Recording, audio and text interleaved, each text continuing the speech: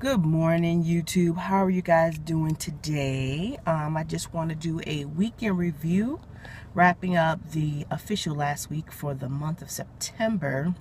Very interesting week, I must say. Sorry if I got my hand covering the mic. Once again, I just want to welcome everyone. I want to do a weekend review last week for the month of September. So that's the 25th of September through the 29th of September. I'm just driving along here, so I'm doing a little car slash teacher vlog. Sorry, the sun is blaring pretty brightly here today.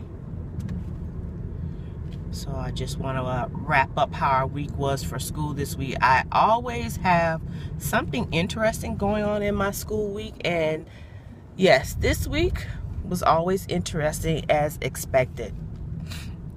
So this week we got a brand new student in one of my groups, and it came at a really good time because this week we also had student government elections. So our students got an opportunity to do voting. They got an opportunity to hear each candidate speak why they should be elected for their position.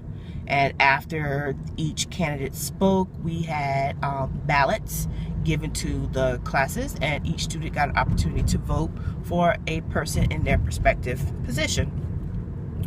So after the voting took place, we gave the students the results, and we told who was elected for each position. So we have multiple positions. In total we have 9 positions for our SGA, our Student Government Association, that we'll be having for this school year. So I'm very, very proud and pleased with the way the students were able to compose themselves after the speeches. So it was just a very nice opportunity for them to be able to experience throughout their educational experience at our school. So the elections took place. We got voted officials for each of the positions, and then the new student came the next day. So I had the pleasure, because I am the SGA advisor. Well, sorry, I'm one of the SGA advisors, but I am the main one. And I got an opportunity to introduce the new student to SGA official members. So I felt so proud to be able to do that, because when we were talking about getting SGA started up, these students were told in various meetings that, you guys are going to be representative of our schools. You will consider yourself to be ambassadors to help out whenever it's needed. So it came at a very opportune time that the SGA was finalized. It was put in place. So when the new student came, he was able to have a liaison, if you will, to go to, if they had any troubles, they needed any help. I made sure that he knew who they were, and that they pretty much just, stuck with those people, so they wouldn't get lost or anything like that, because our school system, it's set up a little bit different. We have block days. The student is not used to block days, so it's a different experience for him. So having a person he can rely on, a resource that's there for him, is a great thing. It shows the leadership and the responsibility of the students, and it also lets the student know that, hey, we're not just going to tell you get out there and go to your classes. No, we were going to make sure that you know where you're going, and someone is actually looking out for you. So that happened this week. In addition to student government getting officially started, this week was a, how could I put it, a double whammy. 1, 2. Double whammy. That's the best way I can describe it. In my class, and I can't speak about any other teacher's class, it was a double whammy in my class for all of my groups. They were notified in advance, meaning the week before, that we had some upcoming events that's going to be taking place. It just so happened that the events both took place in this particular week.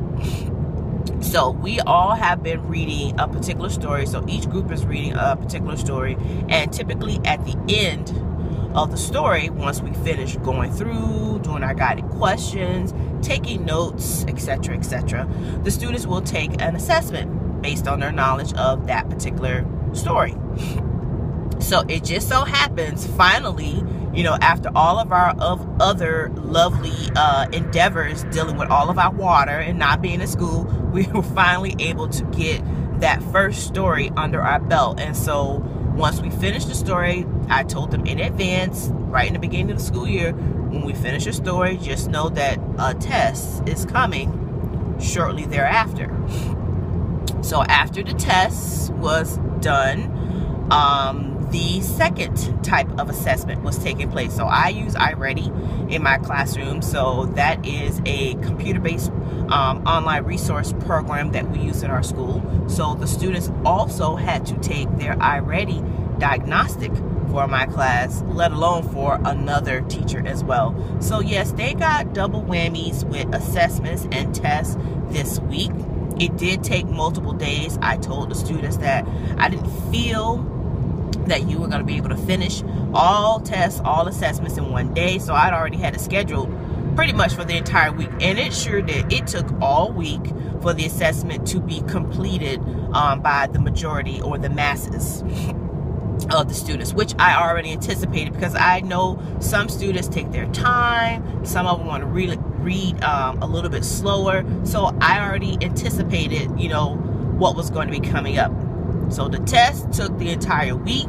I did not introduce anything brand new to the students until the end of the school week. The end of the school week, I went ahead and introduced the new story using a different type of book. Typically, we use just a large textbook. We use collections at my school, but at the end of the week, I introduced to them the closed reader book, which is kind of like a workbook. It is a consumable workbook. So at the end of the week, I introduced the book to them. I introduced whatever story we're going to be using next inside of the workbook.